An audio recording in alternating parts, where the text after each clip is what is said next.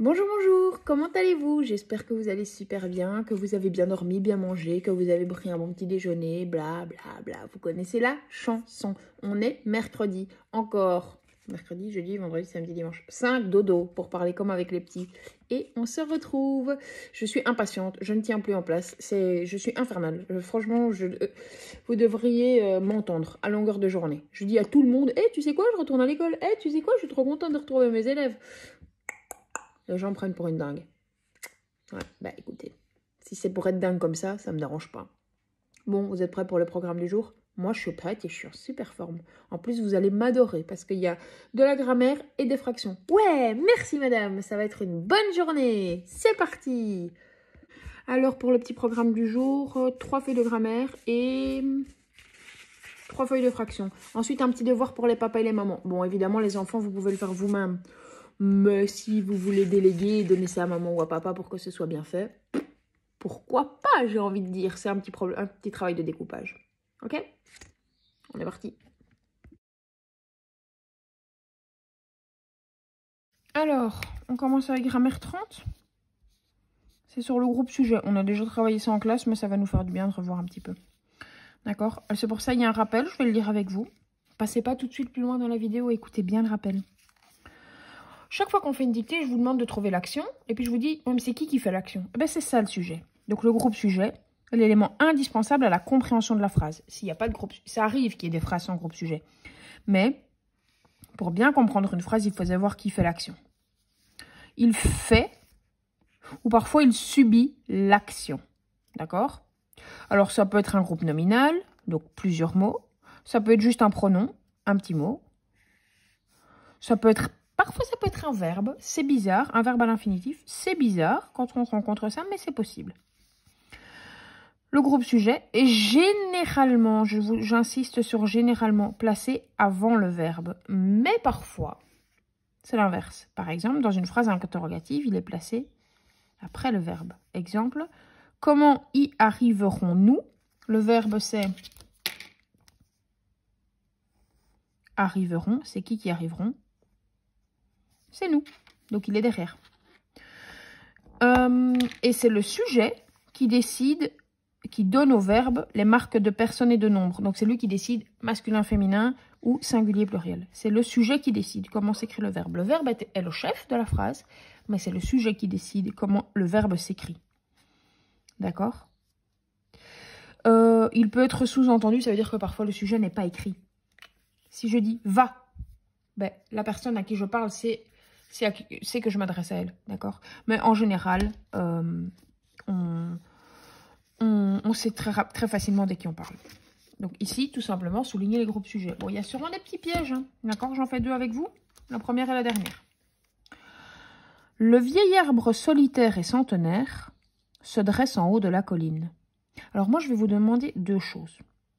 Les sujets, vous allez me les trouver en bleu. D'accord? Mais avant de trouver le sujet, vous allez me trouver le verbe en rouge. Ok? Donc, je vous montre. Le vieil arbre centenaire se dresse en haut de la colline. Verbe se dresse. Sujet, bah oui, bah c'est l'arbre, hein, madame. Ah non, non, non, non, non. Ce n'est pas juste un arbre. C'est un vieil arbre. Mais il n'est pas juste vieux. Il est vieux, solitaire et centenaire. C'est qui se dresse? C'est un vieil arbre solitaire et centenaire. On donne plein d'informations sur l'arbre. Et c'est le sujet de ce verbe. Allez, je vous en fais encore celle-ci. Elle donne sa langue au chat. On cherche d'abord le verbe. Donne. C'est qui donne? C'est elle. On fait la dernière. Le pianiste lit la partition et la joue. Verbe. Lit. Attention, il y en a 2. Et joue. C'est qui lit la partition et qui la joue? C'est le pianiste. Il lit. Et il joue. Ok? Dans ce texte, souligne le groupe sujet en bleu, puis relie-les à leur verbe que tu souligneras en rouge. Certains animaux ont le pouvoir de se transformer au cours de leur vie. Majuscule, point, je m'occupe de la première phrase. Verbe conjugué. Attention, transformer. Non, transformer est un verbe à l'infinitif. C'est pas celui-là qu'il faut souligner. Certains animaux ont le pouvoir de se transformer au cours de leur vie. Certains animaux n'ont pas. Donc, c'est bien ont le verbe. D'accord? C'est qui ont le pouvoir? C'est qui a le pouvoir de se transformer au début de sa vie? Ce sont certains animaux. D'accord? Le papillon débute sous forme de chenille. Majuscule, point, je m'occupe de cette phrase. Le papillon, la débute sous forme de chenille. Verbe conjugué. Débute. Oh, zut, zut, zut. Rouge. C'est du rouge, ça. C'est qui débute sa vie? C'est le papillon. D'accord? Attention, parfois dans certaines phrases un peu longues, il y a deux verbes. Ensuite, après un long et profond sommeil dans son cocon, la chenille devient un papillon, sort pour déployer et sécher ses ailes avant de s'envoler. Celle-là, je la fais avec vous, elle est super longue. Merci, madame. Ses ailes avant de s'envoler.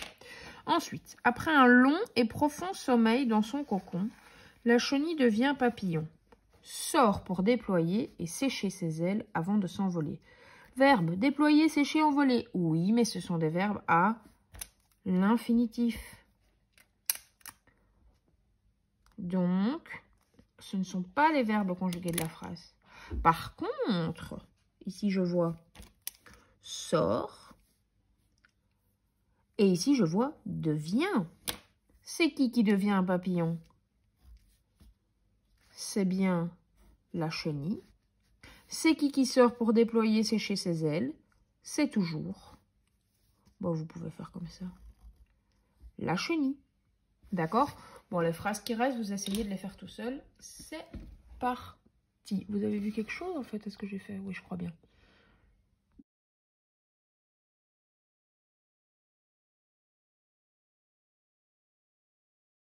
On continue notre avancement sur le groupe sujet.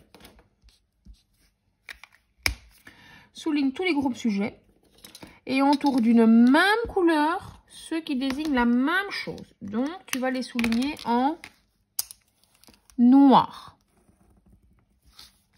Les fourmis sont des insectes sociaux très organisés. On continue avec l'histoire du verbe. Sont, c'est qui sont des insectes. Et là, on souligne tous les sujets en noir. Ce sont les fourmis. Ces êtres minuscules vivent en société, communiquent et se répartissent les tâches au sein de leur colonie. Verbe, vous devriez le voir tout de suite avec ENT. Vivent. Allez, réfléchis avant moi. Communiquent. Se répartissent les tâches au sein de leur colonie. Et maintenant, on va chercher. C'est qui vivent en société? Ce sont ces êtres minuscules. Et c'est aussi eux qui communiquent et c'est aussi eux qui se répartissent les tâches. Je lis la fin du texte. L'homme ne se lasse pas de les observer et il s'émerveille face à leur génie. La société des fourmis est très organisée. Celle-ci compte notamment des soldats et des nourricières, les mâles reproducteurs et la reine pondeuse. Quand vous avez trouvé tous les sujets, vous prenez plutôt un crayon, mais j'en ai pas sous la main. Vous excuserez ma maladresse. J'ai pris un marqueur. Au crayon, c'est mieux. Entoure d'une même couleur ceux qui désignent la même chose. D'accord? Comme il faut entourer, je vais le faire big vert. Ici, on parle des fourmis. Et ici, on dit ces êtres minuscules. Est-ce que c'est la même chose, les fourmis et les êtres minuscules? Oui, bien sûr. Donc, chaque fois qu'on va voir dans ce texte un groupe sujet qui parle des fourmis, on l'entourera en vert. Attention, bien entendu, on ne parle pas que des fourmis, on parle d'autres choses aussi. Donc, dans ce cas-ci, quand on parle des fourmis, on le met en vert. D'accord? Il y a, je pense, si j'ai bien lu, deux autres couleurs à utiliser. Ok? Exercice suivant. Souligne le groupe sujet et remplace-le par un pronom. Ça, c'est pas trop difficile. On reprend nos bonnes habitudes et on souligne en bleu le groupe sujet. Natacha et César vont chercher du bois au fond du jardin. Natacha et César, une fille et un garçon, on remplace par un pronom, il au pluriel. D'accord? La porte du grenier grince beaucoup trop fort et nous fait souvent peur. C'est qui grince? C'est la porte. Bon, c'est facile, hein, la parenthèse est toujours au bon endroit. La porte du grenier, c'est comme dans les dictées, ça. Je peux remplacer par quel pronom? Féminin singulier. Elle. D'accord? Pour chaque groupe, compose 2 phrases. La première dans laquelle un groupe imposé est le groupe sujet et la deuxième dans laquelle il ne l'est pas. Je vous fais la première. Les recettes de mamie doivent être le sujet. Donc je commence la phrase, c'est plus facile. Les recettes de mamie sont... Oh, il ne faut pas délaisser mamie, qu'est-ce que je fais moi? Mes préférés. Qu'est-ce qui sont mes préférés? Les recettes de mamie, c'est bien le sujet. Dans la deuxième phrase, ça ne peut pas être le sujet. D'accord? Je mange. On a l'action mange. C'est qui mange, c'est je. Les recettes de mamie. D'accord? Il manque un point ici. Si vous voulez être sûr que c'est le sujet, en général, placez-le devant. Si vous voulez que ce ne soit pas le sujet, en général, placez-le derrière. Bon, ça ne marche pas à tous les coups, mais ça marche assez bien. C'est parti.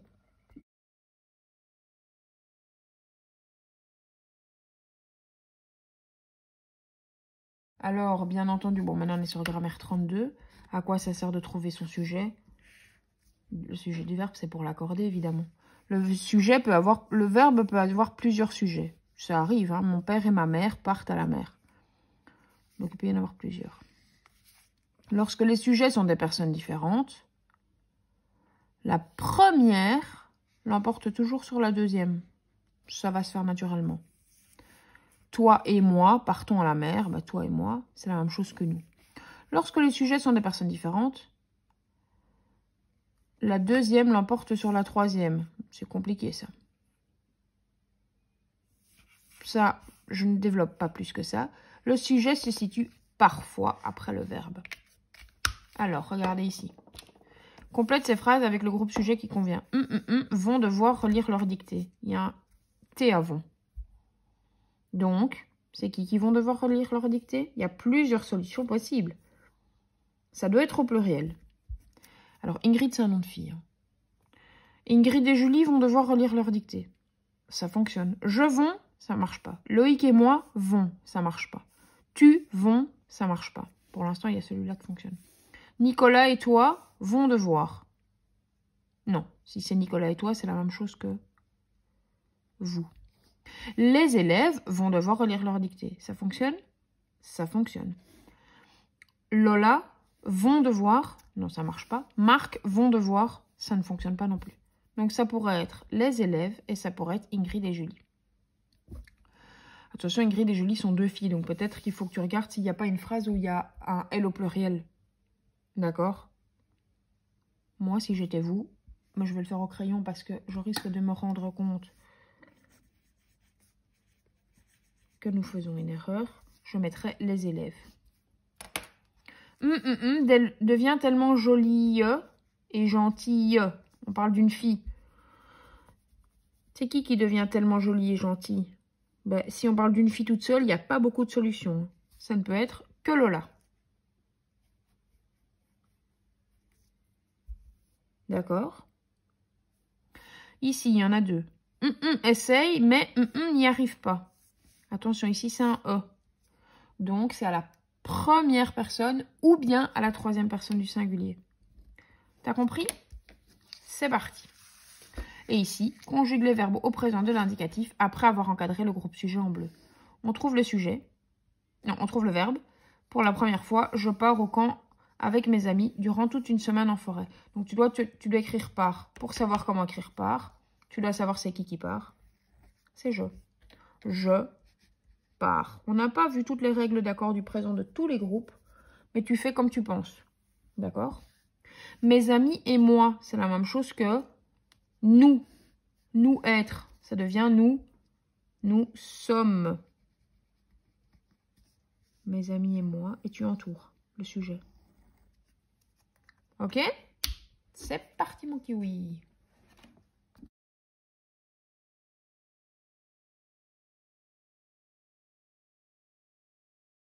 On enchaîne avec les maths. Alors j'ai mis des feuilles de fractions faciles pour commencer, pour se remettre dedans. Colorie une demi-tarte. Colorie un quart de tarte. Colorie un huitième de tarte. Colorie 3 huitièmes. 4 huitièmes. 2 demi. Ah là il y a un piège. Là il y a un piège. Qui va trouver? On va voir. 3 quarts de tarte et 7 huitièmes de tarte. Ici tu relis d'abord ceux de gauche et puis ceux de droite. Ça c'est super facile. Hein. D'accord? Il y a un... En fait il n'y a même pas de piège. C'est assez facile. Ça, cette feuille-là, j'ose espérer que tout le monde va gérer. D'accord? Même si je demande des quarts et des huitièmes, j'espère que vous n'allez pas colorier seulement un morceau. Je coupe ma tarte en 4 parties et je coupe un morceau. Et je colorie un morceau. D'accord? Là, je fais rien sur la feuille. C'est à vous.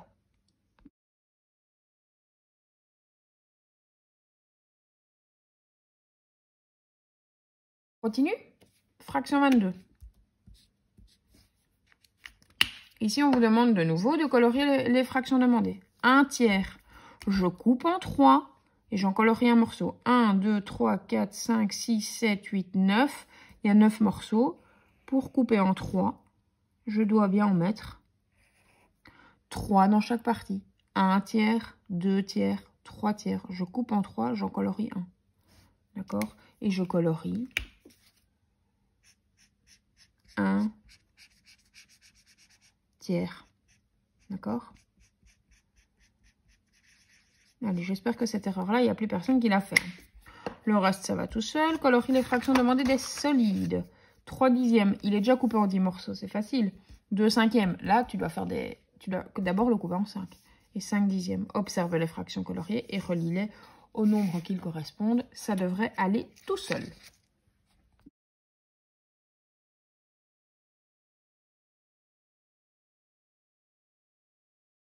Alors, nous arrivons sur notre dernière feuille de fraction, mais par contre, ici, je voudrais que tu fasses attention parce que c'est relativement important et c'est assez nouveau.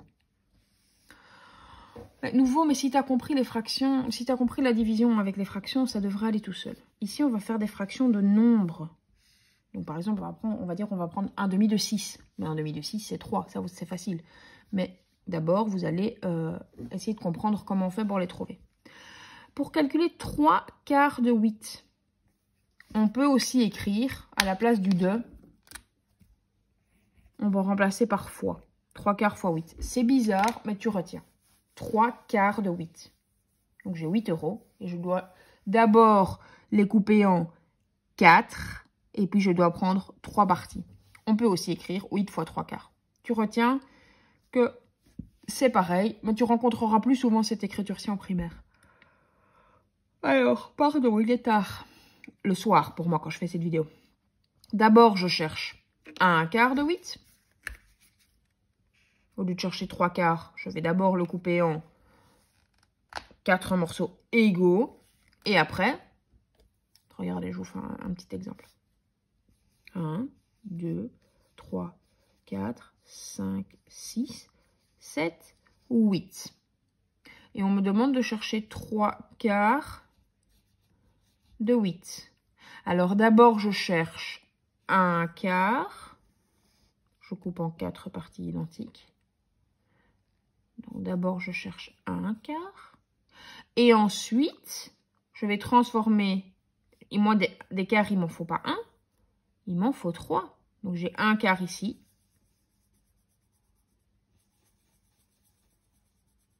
J'ai encore 1 quart ici, ça fait 2 quarts. Et j'ai encore 1 quart ici, ça fait 3 quarts. Donc, 3/4 de 8, ça fait 6.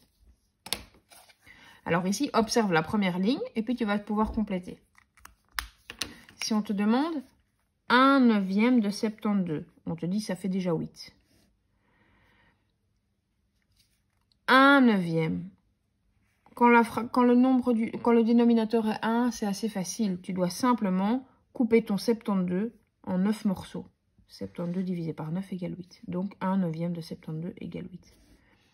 Eh bien, tu dois savoir que ça marche si on fait l'un dans l'autre sens. Si on te demande 1/8 de 72, on a inversé le 8 et le 9. Je ne sais pas si tu remarques. C'est pour ça que c'est important de connaître cette table. 1/9 de 72, c'est 8.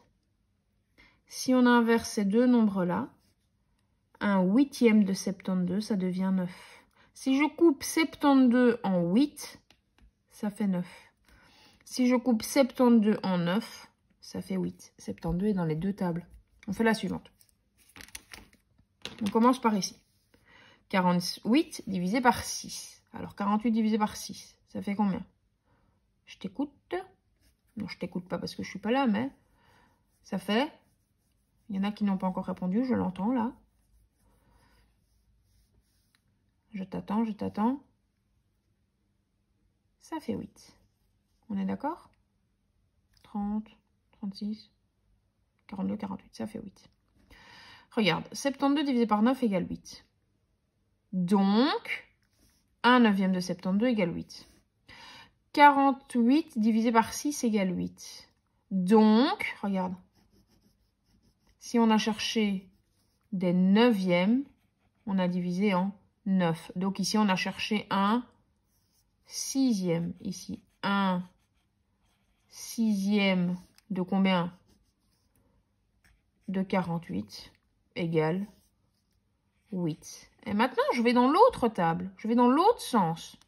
Je ne vais plus dans la table de 6. Je vais dans la table de 8. 1/8 de 48. On va dans l'autre sens. Égale 6. Je fais encore le suivant avec toi. 90 divisé par 10, ça fait 9. J'ai cherché un dixième. Ici, je vais chercher quoi? Un septième. Ici, je vais chercher quoi? Un quart. D'accord? Donc, ici, j'ai cherché... Ça va toujours être 1. Ici, j'ai cherché des dixièmes. 1 dixième. J'ai cherché un dixième de quoi? J'ai cherché un dixième de 90. Et 1 dixième de 90, 90 divisé en 10, égale 9. Si je vais dans l'autre sens, 1 neuvième de 90 égale 10. D'accord? Tu n'es pas obligé de faire les deux derniers. C'est déjà une matière très conséquente, donc les deux derniers, tu n'es pas obligé. Je t'explique l'exercice suivant. 3 septièmes de 56. Donc, attends, ici. 5 huitièmes de 56. Je fais d'abord 1 huitième. Pour trouver 1 huitième, je prends 56. C'est comme ici. Hein. C'est comme ici. J'ai d'abord cherché un quart. Donc, ici, maintenant, je vais d'abord chercher 1 huitième. Et pour chercher 1 huitième,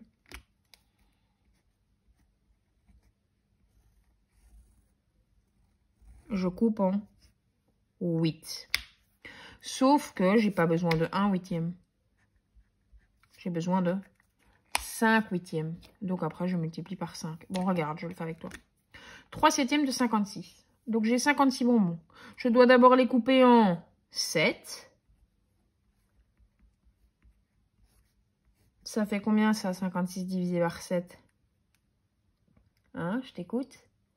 Moi, ça fait longtemps que j'ai plus fait mes tables. Ça fait 8. D'accord? Écrivez la réponse ici. Donc ça, c'est 1 septième. Sauf que toi, tu as besoin de 3 septièmes. Donc après, ton septième, tu le multiplies par 3. D'accord? Égale 8 fois 3, 8, 16, 24. Je fais le suivant avec toi. On va d'abord, avant de chercher 3 huitièmes, on va chercher 1 huitième. Donc, on va faire 72 divisé par 8. 72 divisé par 8 égale 9. Là, tu as trouvé 1/8. Maintenant, tu le multiplies par 3 parce qu'en réalité, tu en cherches 3. Regarde. Ça, c'est juste pour 1/8. Alors que ce qui va se passer après, c'est pour être sûr d'en avoir bien 3. 9 fois 3 égale 27. Je fais encore le suivant, comme ça, tu n'en as que 3 à faire tout seul. Suis, hein. 3 septièmes de 49. Avant de chercher 3 septièmes, je vais d'abord chercher 1 septième de 49. Et 1 septième de 49, c'est 49 coupé en 7. Ça fait 7. Là, ici, j'ai 1 septième. Sauf que moi, il m'en faut 3. Donc, je multiplie par 3. Égale 7, 14, 21. Bon, ici, dans les 3 exemples, il fallait multiplier par 3 parce que c'était 3 septièmes, 3 huitièmes, 3 septièmes. Mais la multiplication ici va changer. D'accord?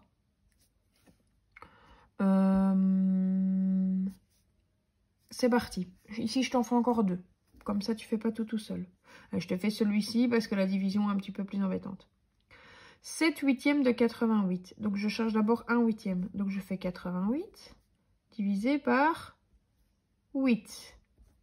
Ça fait, je te le dis, ça fait 11. Et tu dois prendre combien de morceaux? Tu dois en prendre 7. Donc, tu multiplies par 7. Égale 11 fois 7. 77. Donc, je multiplie par le dénominateur après avoir divisé par le... Non, pardon. Je multiplie par le numérateur avant d'avoir divisé par le dénominateur. 7 sixièmes de 48. J'ai 48 bonbons. Je dois les couper en 6. Regarde bien. J'ai 48 bonbons que je vais découper en 6. 48 bonbons coupés en 6 paquets. Ça fait... On l'a fait ici. Je ne sais plus où. On l'a fait tout au-dessus. 48 divisé par 6, ça fait 8. Sauf que moi, je ne voudrais pas en prendre 6 des paquets. Je voudrais en avoir 7. Fois 7. 8 fois 7. 56. Eh, madame, c'est plus grand. Ben oui, c'est logique. Une unité, c'est 6 sixièmes. Et ici, on te demande 7 sixièmes. Tu as coupé en 6 morceaux, mais tu dois en prendre 7. Donc, évidemment que c'est plus grand. Mais ça, c'est pas grave, hein, ça arrive. Un dernier pour la route. Allez, comme ça, on fait les 3 derniers ensemble. 5 huitièmes de 48. Je fais d'abord des huitièmes. 48 divisé par 8. Donc, je prends 48 que je coupe en 8. Ça fait 6. Et ensuite, je multiplie par 5. 6 fois 5. 30. C'est pas une feuille facile, hein. J'espère que tu vas y arriver. Si tu es un peu perdu, n'hésite pas à me demander de l'aide. Et voilà mon petit pangolin. C'était pas facile. N'hésite vraiment pas à me demander de l'aide si tu n'arrives pas à faire surtout la dernière feuille. Je te réexpliquerai ça en classe. Hein. Non panique. C'est à ça que ça sert les vidéos. Commencer quelque chose et puis on reparlera de ça en classe. Il reste une dernière chose à faire. Tu peux demander à maman si elle est d'accord. Tu prends la bonne feuille. La ligne ici est noire. Il y en a une avec une ligne rouge et une avec une ligne noire. Et ici, il y a écrit pièce à découper. Donc, il faut découper chaque pièce. Et on ne les perd pas, hein, d'accord? On les met dans une enveloppe, dans un petit panier, j'en sais rien. Mais on les découpe, mais on ne les perd pas. Et c'est tout. Il ne faut rien faire. C'est pour préparer la suite. D'accord? On découpe chaque pièce. Ok? On peut découper en laissant le petit bord noir. Hein, regardez. Hop, je découpe mon premier triangle ici.